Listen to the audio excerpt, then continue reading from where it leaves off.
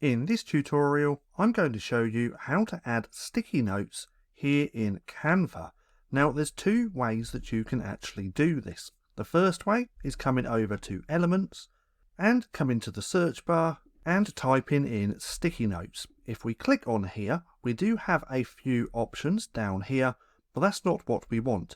We want this one just here. Now, if we click on this, we have all of these different options just here. We click on one of these, it's going to add it to your project like so.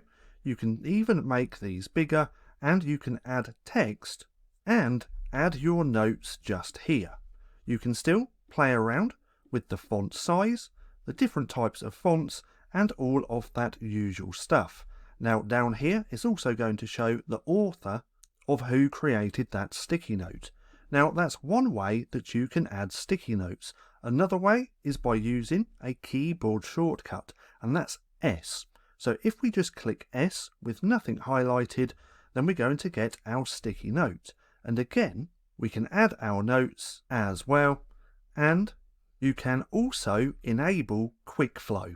So if we click onto our note, come to the three dots, come down to here where it says enable quick flow, if we click on there, we now get these different options. So we can quickly add new notes by clicking on the plus side. If we click on there, it's going to add it to the right, like so.